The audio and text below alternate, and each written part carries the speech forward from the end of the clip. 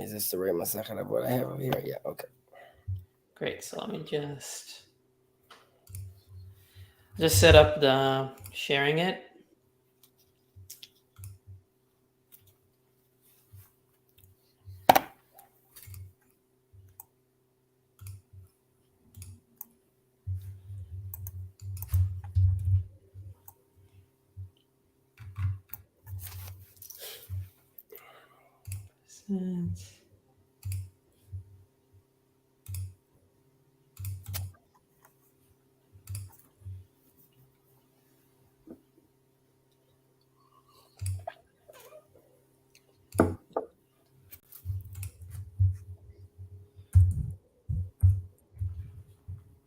That's not enough. Thank you for sharing that. Mm-hmm. That looks good. So I think before we dive in, you were mentioning that you recently, a month ago, decided to read Pirkei Avot. So why Pirkei Avot, and what were your initial thoughts from your first read? So I mean, I kind of stumbled upon it.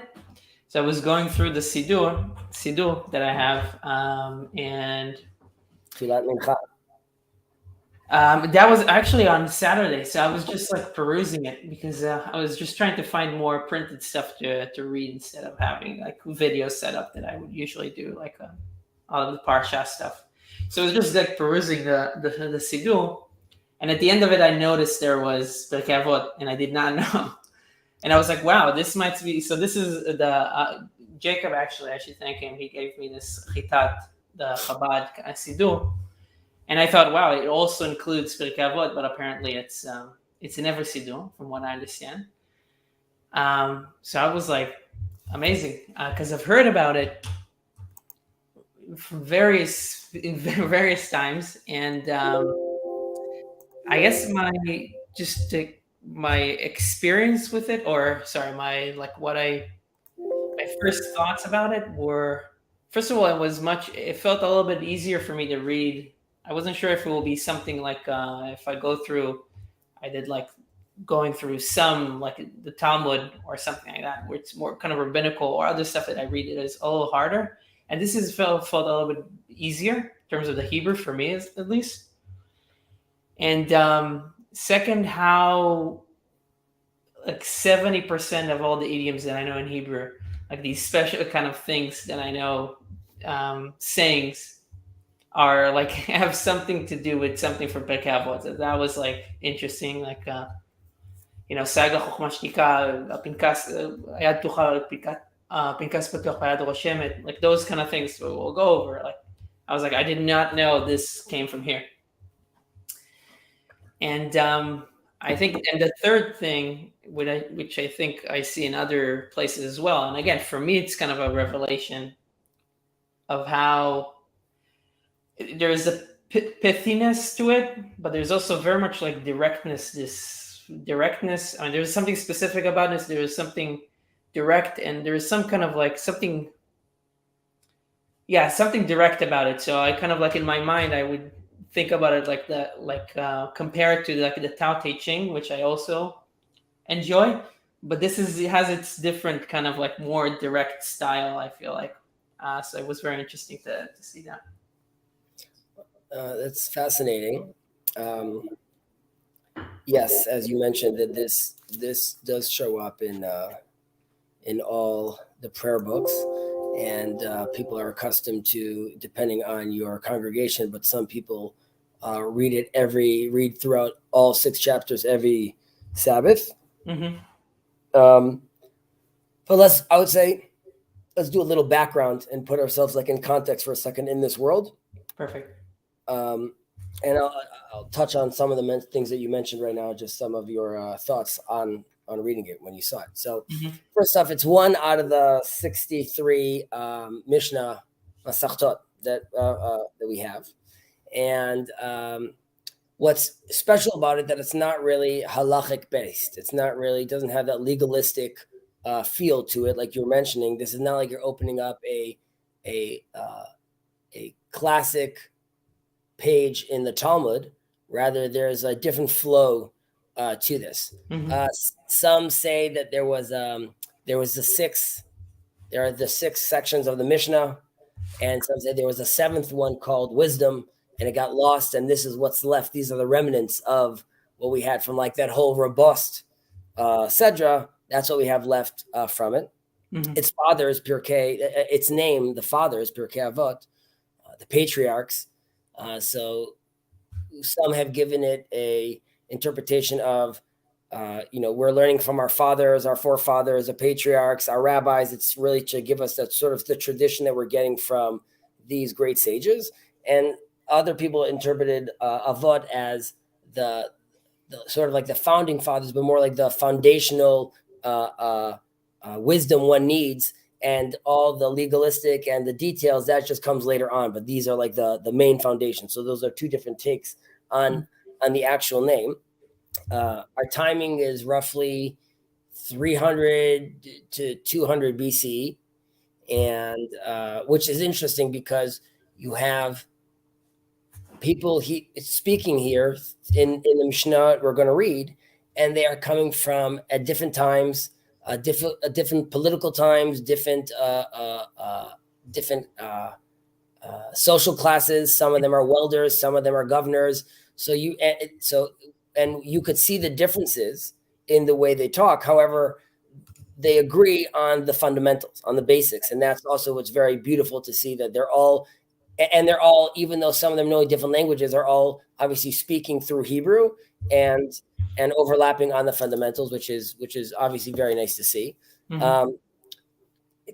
Sometimes people, because Pirkei Avot is built more on Agadah, people tend to look at it as less than halacha, but that's really not the case.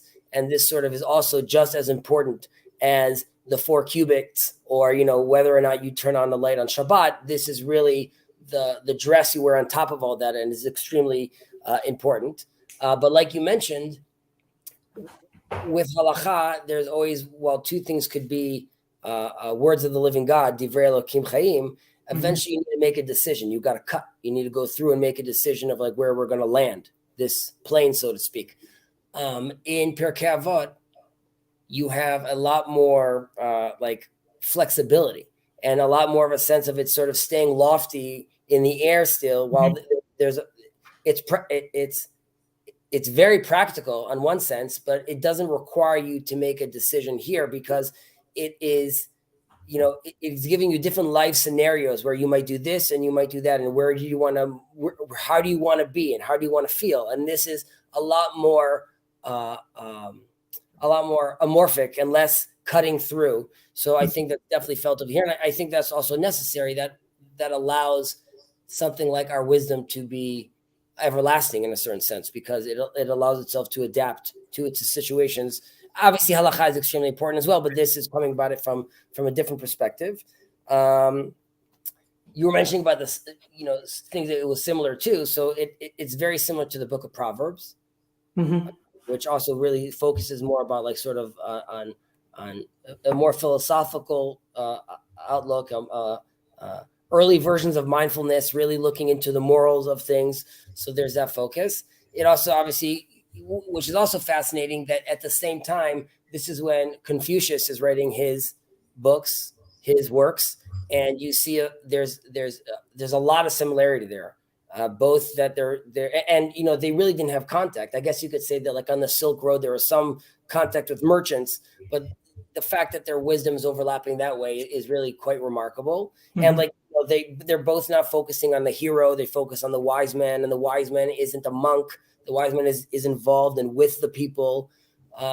However, I would say the difference is that, and I'm biased, but Pirkei Avot in Judaism is relying on let's say eternal fundamentals, on the truth, and Confucius is more giving a pragmatic sort of response to how to live in one's life, even though that's trying to finding the middle road. In many cases, one is coming from more of a divine perspective, and one is more of an answer to how to live like an earthly life. So, I mean, people could disagree, but regardless, there are similarities there, which are very interesting. I'll say that's like a pretty good intro as far as putting us like in context. Yeah, I have a question, like just in terms of, so you said this is part of the one of the tractate. I think is it Nezikim that it's part of? Yeah, and this is well we're going to see this, and as we start reading, we're going to see how this talks about like Nezikin and well dinim is well it's more like there's also talking about mamonot, but yeah, so that's where it's part of, and again there's a different there's a whole uh, I'm looking for the word in English right now, seder. There's a order to these things, but Avot seemingly is in its own. It's like right after Masechet Nezikin. So can you translate? Nezikin, but it's after like Baba Kama, Baba Bacha, which was like focusing on a lot on that. It's on a tail end of that. Right. So Nezikin, how would you translate? How would you explain that? Just in more, because even for me, like I wouldn't necessarily like. Is that the law of like again? Is Baba Mitzia and Nezikin? Baba Mitzia is in Nezikin, Baba Bacha, all the Babas, all the gates are in Nezikin, and Nezikin is not only about like damages that are being done, but it's about property. You know, in many cases, also property law, but very different in a certain way than Pirkei Avot, which is like, you know, here you're talking about like how much money do you owe, like, you know, once your bull knocked into someone like X times, or so. Yeah, you have a very different take. Okay, cool. Cool indeed. I would also add, just to give you my context. So, like I said, I read this and I tried. I will see if this is the right way to approach it also for me, but I tried not to do so much like research in terms of seeing what's the commentary, what's stuff like that. I was trying to see maybe if that kind of like approach would let me just get the conversation going between us. And obviously I will have more basic questions and stuff like that, but yeah. So I would say because a lot of these are also relatively short, we should do like one read through. And then also, just what are your thoughts? I think we should do like also a translation in English, or we could. Yeah, I actually started reading the translation in English, but then I gave up on it because it was different for like when I read it in Hebrew, I had one sense of what it was saying, and then the English gave me a different sense, and I was like, oh, you know what? I'll just read the Hebrew. But we can read the English. I think. Well, we could also keep it like on general terms, but let's take it away. So we have over here Moshe kibel Torah meSinai, umsara leYehoshua. ויהושע לזקנים, וזקנים לנביאים, ונביאים מסרו לאנשי כנסת הגדולה. הם אמרו 3 דברים, הביאו מתונים בדין, והעמידו תלמידים הרבה, ועשו סייג לתורה. Okay, so we talk about over here about Moses receives the Torah from Sinai. He transmits it on to Joshua to the elders to the prophets to the men of the Great Assembly. We'll get back to the men of the Great Assembly soon. Everyone here is aware of the other characters. They said 3 things: be patient in the administration of justice, raise many disciples, and make a fence round the Torah. So we'll get into these loaded topics. First off, something that's interesting to notice, which is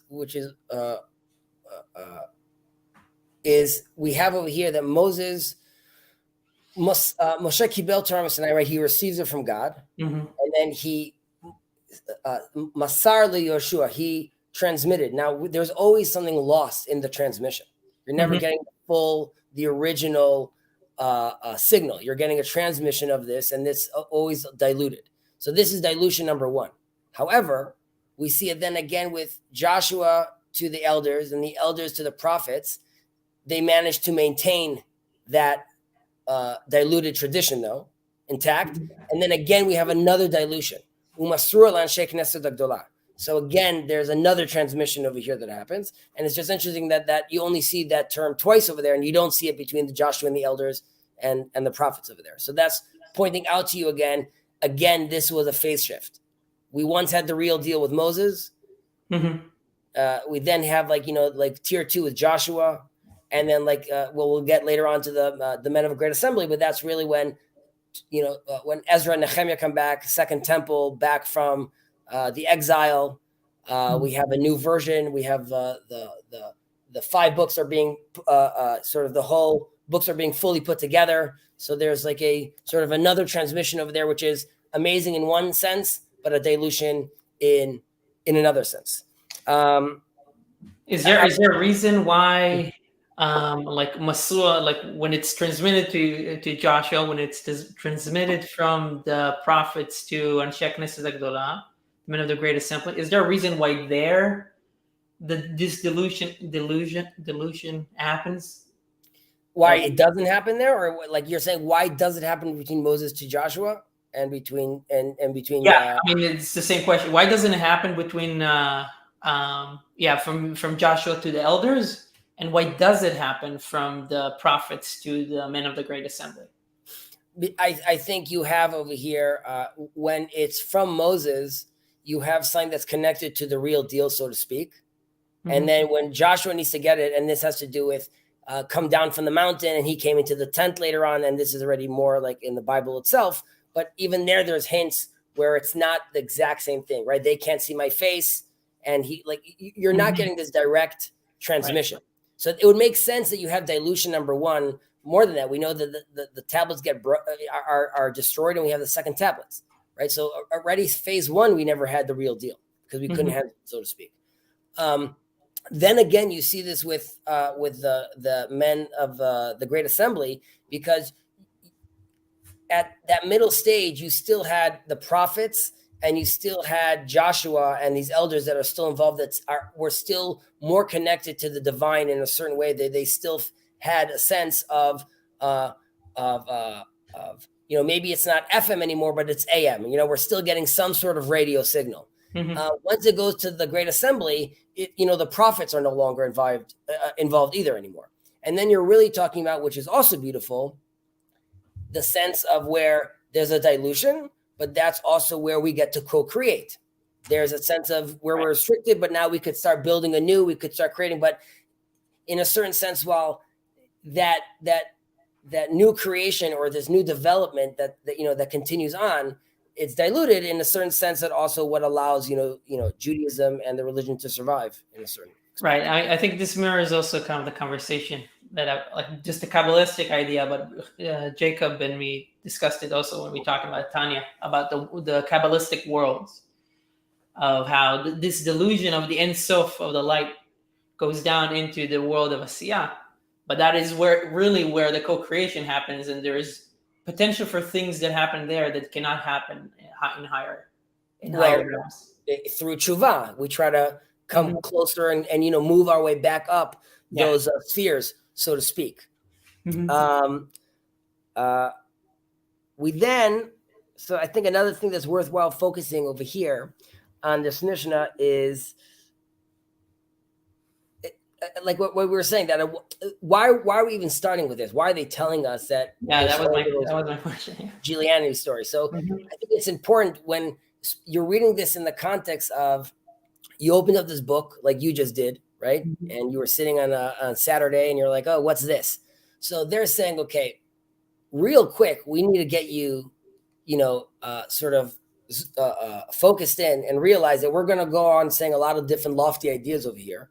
Mm-hmm. However, it all goes back to the original chain. So where we're taking these ideas from goes back to the elders, who believe that they got it from the prophets, who got it from Joshua, who got it from Moses. So these are things that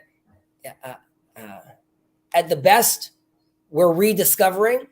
Okay, I'm saying, and sorry, I was not at the worst. So the worst, we're rediscovering, thinking it's like it's original, but we're digging through and finding that gold again, that treasure.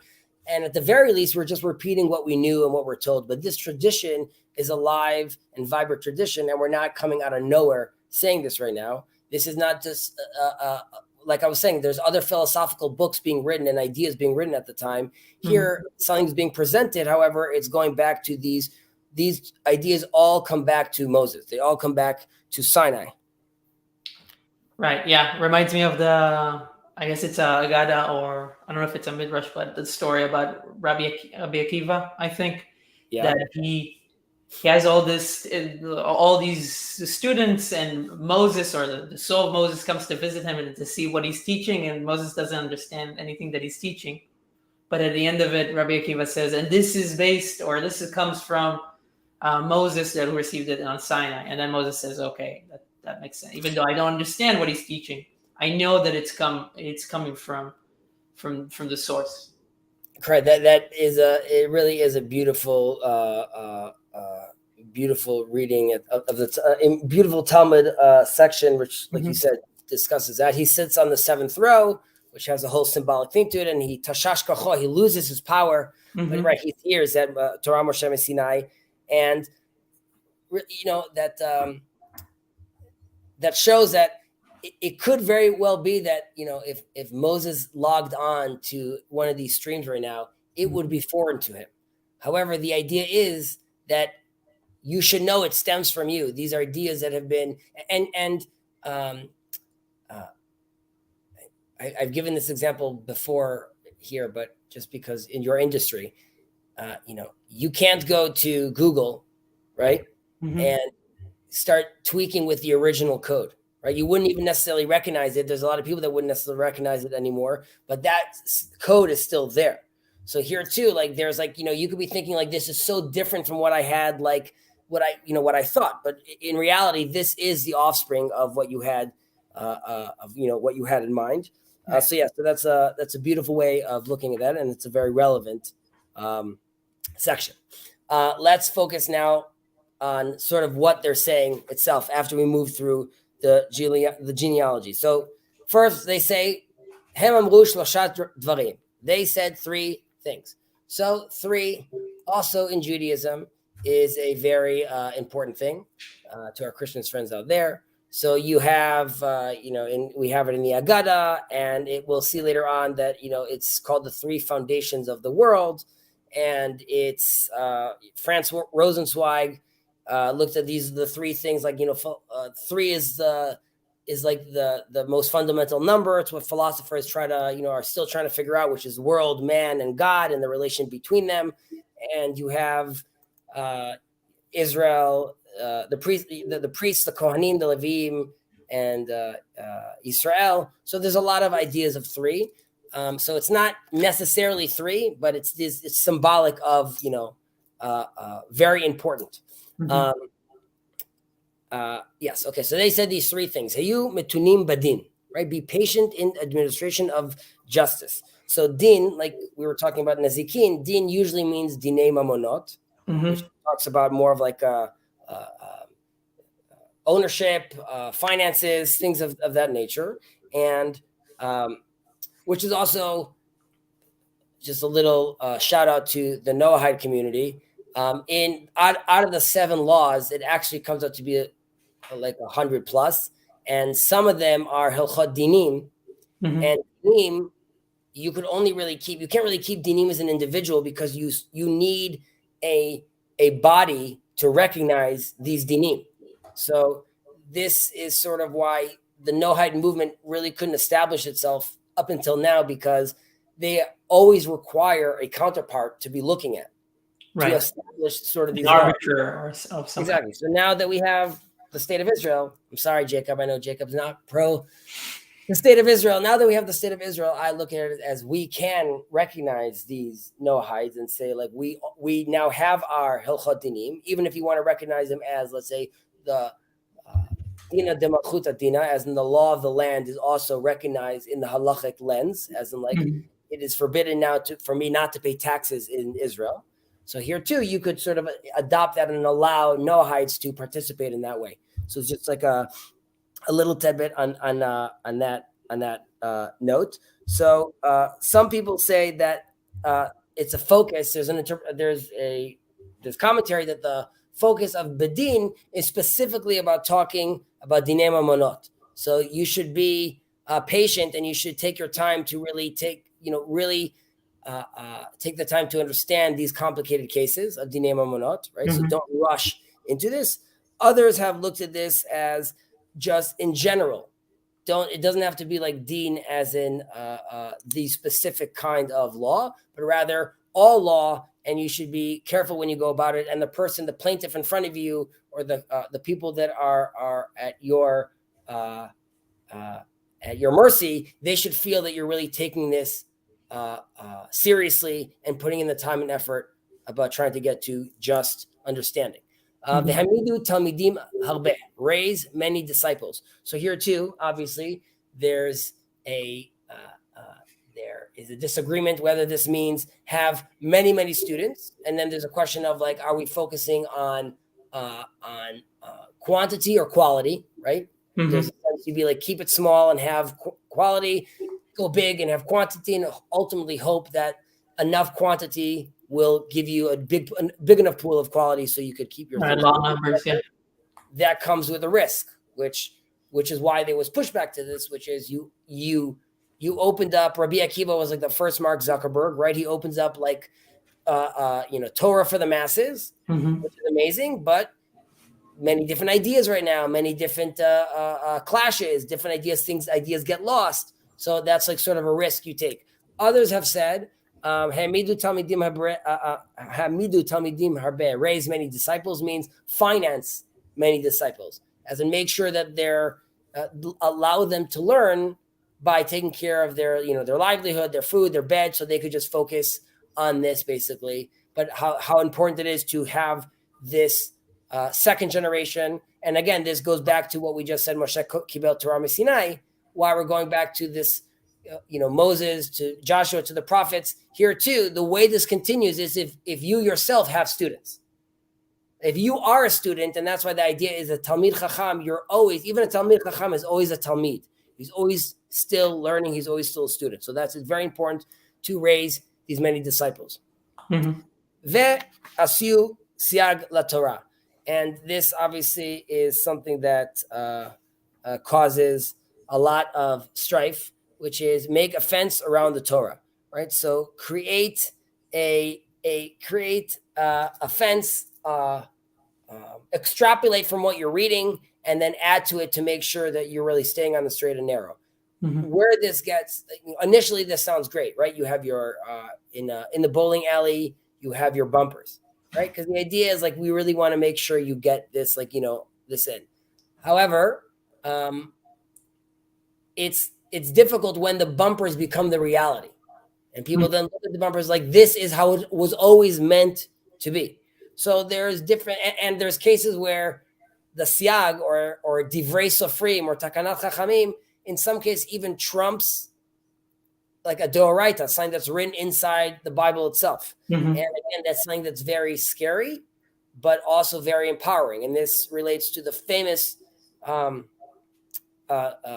story about which we've mentioned ad nauseum in this channel, but the Achnai's oven, and there's a big debate, and no one agrees with Rabbi Eliezer, and at the end, he moves a tree, and the walls of the study hall they quake, and the heavenly voice comes out and says, "The heavens are siding with Rabbi Eliezer," and nevertheless, the rabbis and the majority say, "Lo b'shamayim," it's not in God's hands, and God ultimately says, "Nitzchuni banai," my sons beat me, and my sons bested me, and I've always sort of saw that with God with like a little smirk on his face, being like, oh, like I'm so happy that they realize that like as long as it's being done for heaven's sake, it's even okay if they disagree with what I originally said. It's because they're still on the right path and they're doing this. They're co-creating and building from the purely right intentions. There's that within itself. There's another tension there because you could say, okay, where is that spirit today, where you want to have in 2023, where are the rabbi that's saying, we're like, I'm pushing back and I need to do more, and I know that this is what we did in the past, but now we need to move forward. So in a certain sense, rabbis of today have created like a God figure of their whole tradition, and that itself sort of turned into the thing that can't change. But I don't want to get too deep into that necessarily right now.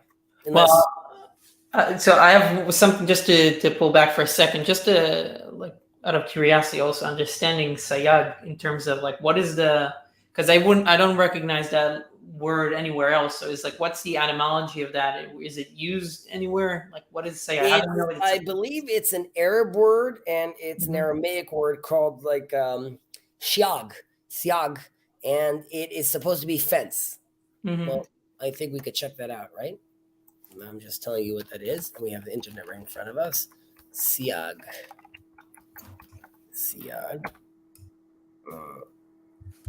And Maze Siag Academic. It doesn't give me where this originates from over here. Why is this not opening up? Gader Machsom Ma'atzor Tnai Magbil Isur. And so it doesn't mention over here the etymology.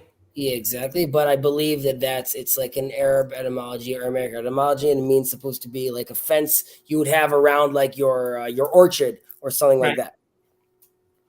And we're just using the sages at that point are using the term just to mean fence. Mm-hmm. Yeah. So I have one more question. It's probably a question that will apply to each one of these, and we'll see if it's also makes sense. But I'm just curious about.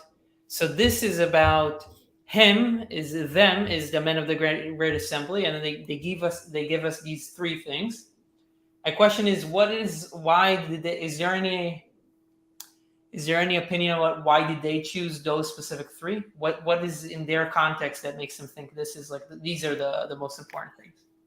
Well, we're going to see that there's a lot of things that end up on this list, right? So I would say like that's my point. Saying three is more of them saying like this is important and this is important and this is important. And like, again, the context is like you've seen them sort of building like a foundation over here. So they're saying like, any one of these three things is super important, right? You have to make sure you're building fences because you want to make sure you're keeping people within the system.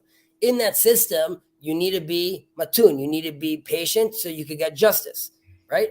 And we need to make sure that the only way you're going to be able to do that is if you have many students that allow you to fully look and observe at the law from different perspectives, which allows you to be able to do that as well. But once you open up the study halls to all these students, you're also going to have these siyagim, these fences, because now it's open season, so I need to have fences. But once I have these fences, I have to remind myself to be patient because now I created many fences. So these are all sort of intertwined with each other in a certain extent. However, we should also ask, who are these men of the Great Assembly? Right. So there's sort of, we don't know much about the men of like the Great Assembly. This is what we are taught is that they first come together during the time of Ezra, and it's supposed to be a group of the wise men at the time, the priests and Levites that came with him, which were like around 23 Levites, and they say that there were also some prophets with them. They do their first constitution, so to speak, where they say we're agreeing to go back to the original Torah of Moses, and there's Ezra becomes a lot more stringent on intermarriage. There's a whole dramatic scene over there as well, and this is there's like a coin from the Hasmoneans, which is Chever HaYehudim. And it seems like this is like, that's also related to the Chever HaYehudim, like these people that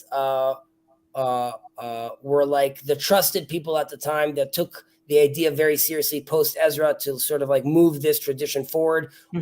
Again, in the context of Ezra comes, no one speaks Hebrew. The Jews are not even aware when he reads from the Torah, they start crying because they've never even heard of Sukkot. So there's a sense of here that we need to create like a system over here that's really going to push this forward. And this really is this system. Like once the Knesset Agdolah, the men of the Great Assembly come in, Judaism starts becoming systemized in a very extreme way. From like the prophets, from experiential, from like, the temple to like, the laws, the traditions, and like, and in the context of, now that we're going to do this, we need to be patient in justice. We need to we need to be patient to get to justice. We need to have many students, and we need to create fences because we're going into Judaism 2.0 at this point. We're doing something new. Mm-hmm. And how far is that from Yudanasi and like the Mishnah, the creation, the 1 creation? second. You're writing for a moment. How far? Can you hear me now? I hear you now. Yeah. So how far is this the men of the Great Assembly from Yudanasi and No, the you're Mishnah? writing again. Oh. 1 second. But it could be me. One moment. Mm-hmm.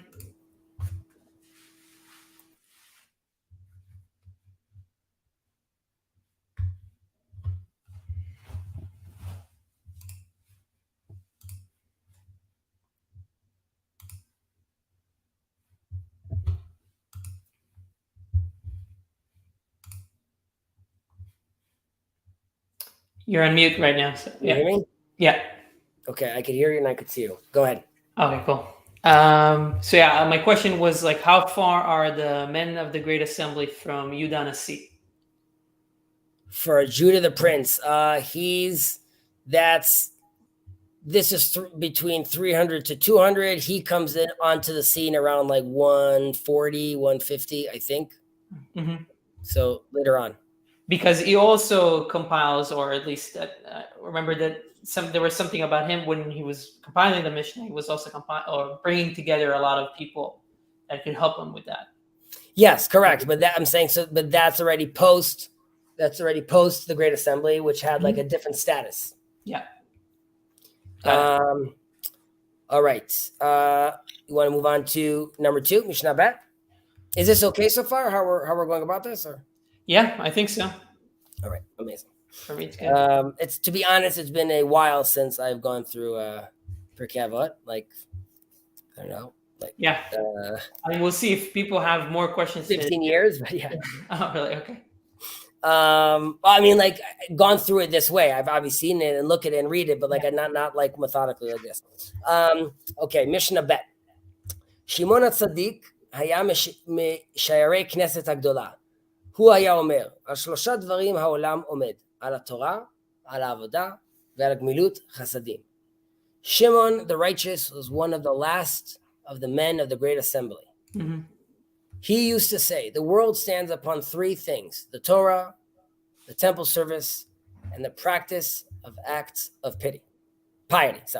And here again, we see the 3 elements come up again, right? Originally, we had these 3. So here again, we have these 3. So here again, just as far as context, Shimon HaTzadik.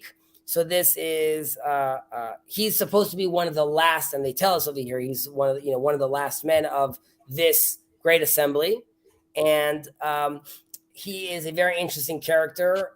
It's there's a lot that people have spoken about him. Ben Sira, which is one of an external book of from our corpus, talks about him as well. There's conflation sometimes between his father or grandfather. He was considered a very, very righteous man, a fantastic high priest in the temple. And they say for the 40 or 30 years that he was the head honcho, things really ran smoothly. And from that point on, it starts to waver.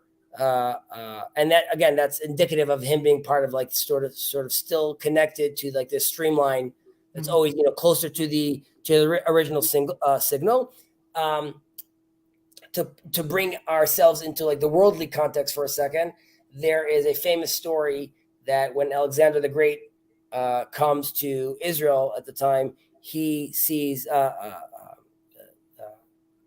Shimon the righteous, the high priest. Whether it's this one, or it doesn't really make sense that it's this one. It's probably like sort of his grandfather, but either way, the idea is he goes and he's dressed up in the full high priest garbs, and he waits at the city gates, and Alexander sees him, and he gets off his horse, and I believe he buys down, and he says, like, I had a dream that, like, I was going to see you, and you're going to be dressed this way, and he saw it as like a very good omen, and he allowed the Jews sort of to do their thing in a certain way, and sort of left them alone, so to speak, from a religious practice point of view. Some people say that he also showed like a lot of interest. Obviously, this is, the precursor to the Hanukkah story where Hellenism starts making its way inside. There's a lot we gain from that, a lot we lose from that. But another interesting tidbit, which is because of that story, that's where the name Alexander finds itself into Judaism. So you have a lot of like Alexander, Xander, Sander, that all comes from Alexander, and that comes from that story, which is at that time sort of to show gratitude to Alexander. A lot of Jews called their children Alexander during that period. Right. Interesting. Yeah. Okay. Now we want to go into the actual information we have over here. So we have Shimon HaTzadik. He's from the men of the Great Assembly, and he's telling us these three things, these three pillars. And each one of these pillars stands by itself. Mm-hmm. Okay? You don't require the trifecta necessarily. Each one stands on its own, which is also just letting you know that how powerful each one of these are. So one of them is we have the Torah. So the Torah within itself, this is, I mean, we speak about this often, but Ve'agita bo yomam balayla, right? So you learn it day and night, and it's the Torah in it of itself, just learning it, partaking in it. So it's less about even the deeds or the practice of, halacha or Torah, but which are also considered in certain ways Torah, but just that concept of Torah and learning Torah, it within itself is one of these foundational beams, and it's one of the things that pillars, and it's one of the things that also makes Judaism so special in that way, that within itself is at such a high value. And this becomes so intense when we're reading such a beautiful idea like this. We're like, yes, the Torah is I'm going to focus all my time and attention. Zoom out or zoom in to 2023. You have a big strife right now in Israel, right? Are the ultra-Orthodox communities, mm-hmm. Haredi communities, are they going to join the army? Are they not going to join the army? They see the fact that they're learning as fundamental, right? They're saying we are protecting the people of this nation, and that is our service. And if they hear pushback from a well-meaning, enlightened person saying that's nonsense, he needs to be reading this context and saying it's nonsense. These are the foundations of the world, right? So I don't see the word army over here. Obviously you could say, yeah, right, but if you're being hunted, then you're not learning, and then we could take it from that point on. But either way, it's there's a very big focus on this.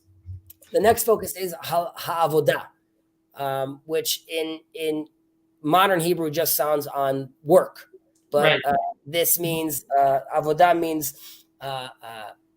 seder ha'avodah, which is the korbanot that we had, the sacrifices we had at the temple. Mm-hmm. And the focus over here is less about sacrifice of specific animal, but more of the practice. At the time, that was the embodied practice of what we do, how you create the connection between you and the Almighty.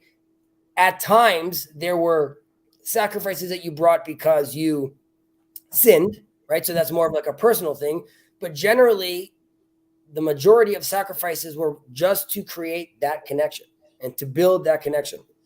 Today, we no longer have sacrifices at the temple, and we see prayer as being the substitute of that. And here too, while prayer, you have a focus that's more internal or more, let's say, personal, it's still about, saying what I need or what I want. It's still fundamentally about building that, flexing that muscle and building that relationship between you and the Almighty. And that's why it's called avodah, right? I'm sorry? It's still referred to as avodah, like prayer.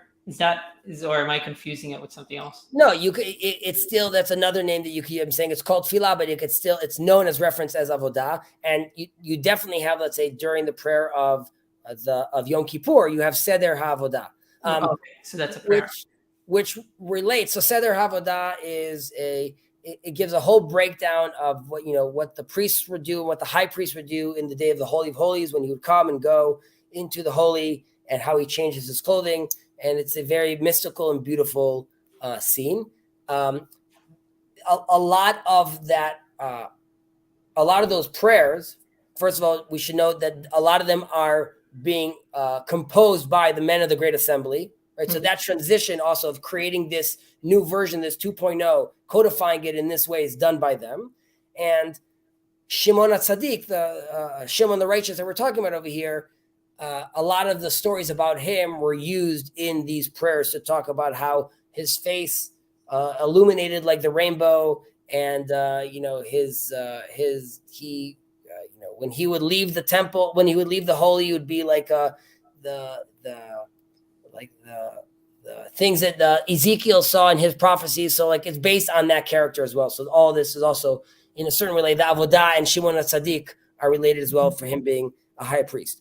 And then we have our last one, which seems pretty self-evident, which is practice of acts of piety. So this here too, which is, we say that this is, it weighs as if it was all the mitzvahs themselves would be acts of piety, and how important it is to doing the acts of piety. There's certain mitzvot that are considered acts of piety specifically, and there's other acts that are just acts of piety within themselves. And it's different than, let's say, people look at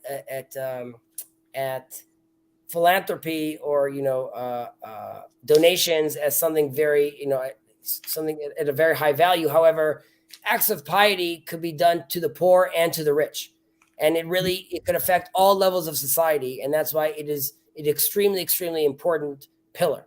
And it also, unlike the vertical relationship that we just spoke about during Avodah, Gemilut Chasadim is about the horizontal relationship and witnessing and discovering and experiencing God sort of, I don't want to say through a detour, but through like sort of a different through a different way, because we recognize within ourselves, which would be, let's say, okay, we have, and we're going to break down these three pillars like we did like the last three. We have one must learn, the Torah. It's everything. When you are learning the Torah, obviously, you recognize that during this relationship, to build this relationship, which is an intellectual relationship, I need to have an embodied relationship. So I'm going to sacrifice. Okay? Through the things I learned in the Torah, I'm going to do these moves which allow me to build now this connection.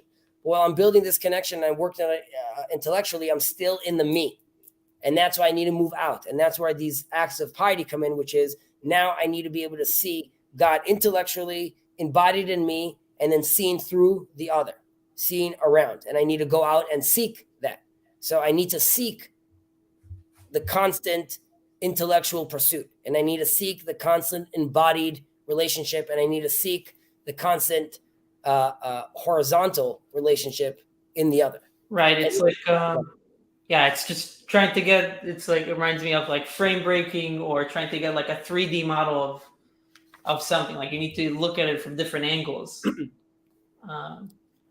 I mean, and that relates to what we just said, right? Talmidim Arbeh, Metunim Badin, Siag da Torah. These are all trying to create this system around this Torah, and this specifically this new transmitted version of this wisdom, right? I'm going to break it down to you this way. I'm going to give it to you this way, and that's why I need to make sure it's being learned and understood in a certain way as well. Unfortunately, not that I don't want to, I have no problem usually keeping these a little longer. Today specifically, I'm a little under the weather, and I'm starting to feel that like my medicine's wearing off. So if you don't mind, I think I'm going to, let's be fair. Well, there's only 3 people watching. So if anyone wants to join or ask a question, they're obviously welcome to join. I don't think we put in a link, by the way, which we can. For the stream, no, we didn't. Yeah, I'm going to do that right now. Go for it. And sorry, comments. And I'm going to, can't believe I'm missing this. Oh, I see people are speaking actually on this. I think we might have some people that will look at it later. Right. So, wait, where is this? And obviously, I didn't mean to cut you off. If you have any like general thoughts about this, like let's talk it out before. Like I don't want to just leave like this. Before we go into the next onto chapter Gimel, let's say I want to land the plane specifically today. But generally speaking, I could go for like another hour usually. Sounds good. Yeah. No, I mean, I'm happy if anybody has any other questions, but yeah, the only thing, I guess the one thing that it kind of reminded me of talking about Birut Chasadim, the acts of piety, and Torah, What the do you think? Torah, is that in the Siddur, in the Brachot HaShachar, in the morning liturgy, it says, Elu dvarim she'en lehem shiur. So things without, I'm guessing things without measure, right? Like acts of piety and like Torah, those are things that you can do, and they would I guess would have, I don't know, it doesn't say exponential impact, but they will continue giving you more and more. So it's again, this is sort of the difference between the halachic general Mishnah Talmud conversation, which is very quantified, to Masechet Avot, which is, like you just said, it's not really measured that way. Right. So that's number one. Number two, there's a Mishnah that we read out usually before the Mishnah Avot, which is Kol Yisrael yesh lehem chelek leolam haba, shene'emar ve'amcha kulam tzadikim, netzer leolam yirshu aretz, netzer mata'ai ma'aseh yada litpaer. And that is, before you start, it sort of grounds you and says, like, first off, we are all deserving of a portion of the world to come. There's a whole debate in this, like, what about the Gentiles? So, like, they're also good, they're also saved. This was specifically talking to, like, the Jews. So everyone has that place, number one. And number two, kulam tzadikim. This is like this is a promise. This is an explanation, which is even the people that are doing righteous things because of moral reasons, or let's say that's how they were raised, or cultural reasons, and as in, like, they're not doing it because God told them so, right. They are still considered righteous because of that. And then leolam yirshu aretz, and this has to do with, like, it's exponential, like it's always going to be giving. Leolam yirshu aretz means they will forever be able to inherit the land. It's eternal. It's not an actual land with a geographical place. It is the people that live this way will always be able to be grounded. They will always be able to find, create roots if they have this kind of wisdom that they're taking with themselves. So, like, it's not measured, it's not quantified. There's a quality to it that one, and again, like, this is why Masechet Avot is so popular, because it is really in a certain way like the backdrop to a lot of, the legalese, which this is sort of has to be the mind frame of how you're going about these things. And these are the traditions that, the Great Assembly was left with. Yeah. Last thing just about Kabbalah, Gvura, Tiferet, Chesed also relate to these three pillars as well. So there's a lot of, we'll dance around, at times, I'm going to try to, I know you said you don't want a lot of commentary, but I'm trying to just drop in. Oh, no, you can do that. I didn't do it just because I wanted to come, like, more as I am, like a student. Maybe I should do a little bit of commentary, but I just wanted to come with, like, just to be able to. So further, whatever you want, and my commentary is just, it's just general commentary about it. If there's something you want to dig more in, or like there's homework for next week, sure. But generally speaking, I'm going to try to always bring in, just because this is how I naturally look at these things, is always a weave, right? So yeah, I see all these things only working when, like, I'm bringing in, like, practical halacha today, then the context, history. So we're like, Alexander the Great to Kabbalah, they're all part of this story. That's 100%. I'm totally with you. This was a pleasure, sir, and I'm very excited for a new chavruta. So thank you. Thank you very much. I really appreciate it. Thank you for your time. We'll talk. All right.